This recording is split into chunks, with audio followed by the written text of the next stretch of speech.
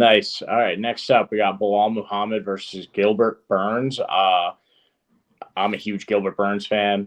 He's been super active this year. He's minus 130 going into this fight. I think he wins this fight. It's a 5 rounder. But I think Gilbert Burns has the potential to finish Belal Muhammad. Belal Muhammad, I don't think he's been finished in the UFC. I don't believe, outside of being, oh no, Jeff Neal way back in 2019. But that eye poke was kind of a finish, right? But I just think if Hamzat couldn't beat Gilbert, I don't think that Belal Muhammad is going to be able to, because you have to be furious with your striking to beat Gilbert Burns. And while Belal Muhammad finished Sean Brady his last time out, I don't think that type of striking really works against Gilbert Burns, because he can hang in there with anybody. And then Belal Muhammad's probably going to shoot for a bunch of takedowns. I don't think Gilbert Burns is the type of guy to just sit in his full guard. He's very active off of his back on the ground. Like we saw Vicente Luque just get, wrestle fucked by Belal Muhammad. And I don't think Gilbert Burns is going to allow that to happen. So he's got it. I think he's got the advantage on his feet. He throws heavier shots. He's way better of a striker. And I think when Belal does go for those takedowns, he's just not going to let that happen. We saw what he did against Hamzat. Hamzat took him down or knocked him down and got on top.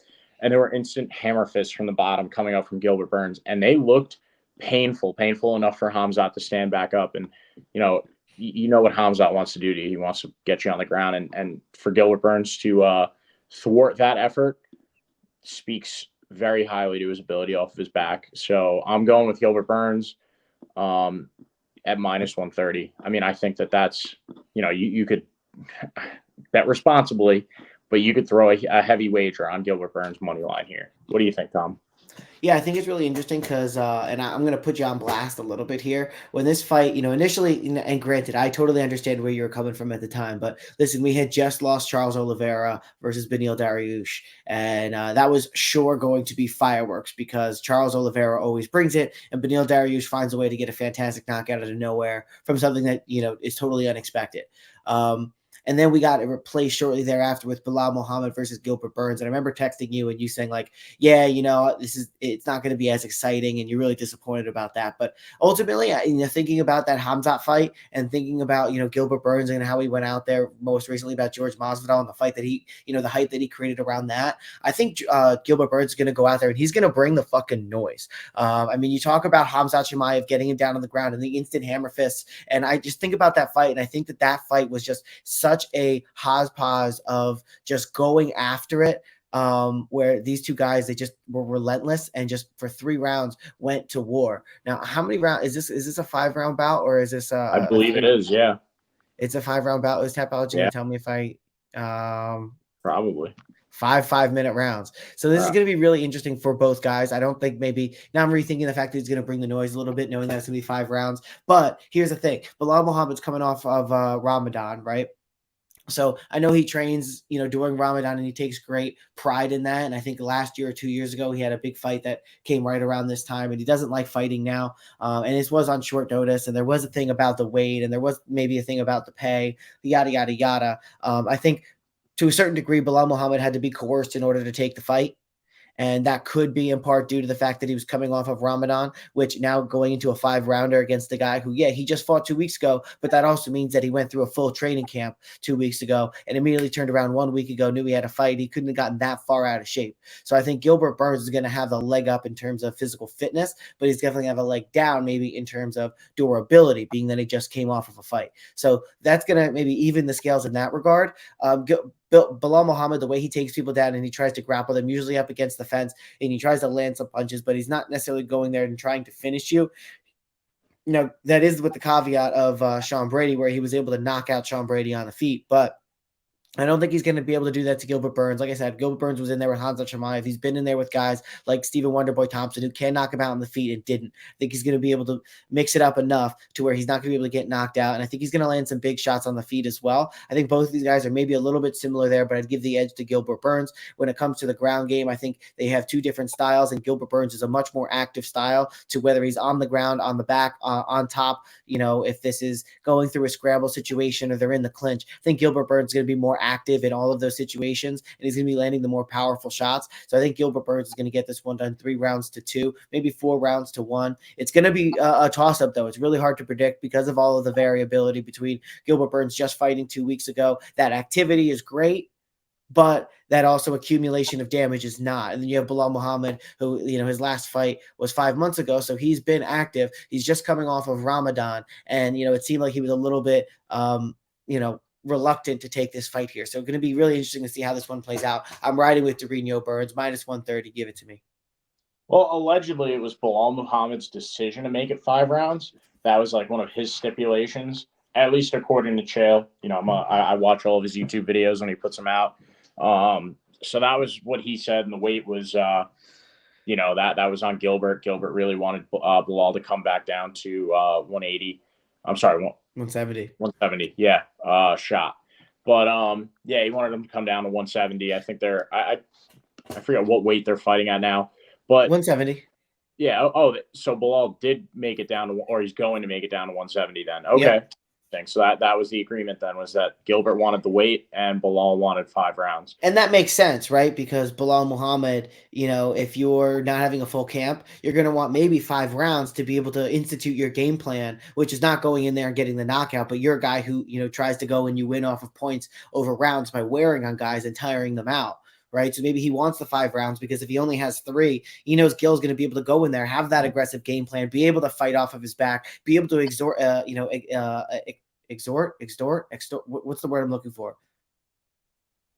Be able to put out all of that energy and that aggression early in that fight because he doesn't have to keep it, in the gas tank for 5 rounds. So maybe he's hoping to go in there and have in the first few rounds a little bit more of a composed and a little bit more, less aggressive Gilbert Burns, so that he's going to be able to get his takedowns and institute his game plan. I think Gil's going to have good takedown defense, and I think even if he does get taken down by Belal Muhammad, I don't think he's going to be held down the way that Belal's been traditionally able to hold people down. And I want to go back through and kind of in real time. I haven't done this yet, but I want to look back through. Like, certainly he went and he had a good time with Sean Brady, who's traditionally a grappler. Vicente Luque is a stand-up guy. Stephen Thompson is a stand-up guy. He went out there and he had a good win over Damian Maia, who was I think 41 years old at the time, right? No contest. He was losing that striking battle to Leon Edwards. And then you go through Diego Lima, and it's a little bit time ago.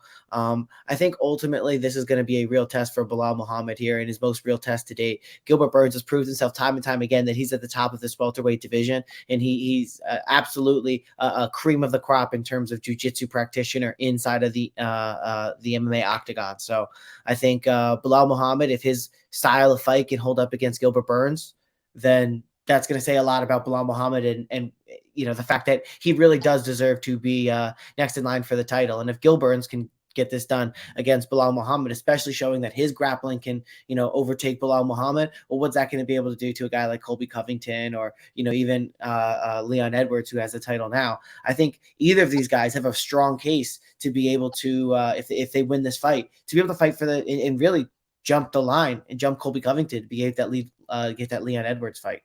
Yeah, I agree. I like Gilbert to get it done within the distance as well. So Gilbert in the distance is like one of my favorite picks going into this. I do want to say too, you said I wasn't excited for this. I wasn't initially as excited for this as I was for the Charles Oliveira, Beneil Dariush fight. And they kind of teased us a little bit too with like the talk back and forth between Dustin and Gilbert as well over Twitter and everything. So like, when you get teased with those couple of fights, also Beneil and Arman would have been a great fight too. That's right. But I just find it hard to be excited for a Belal Muhammad fight.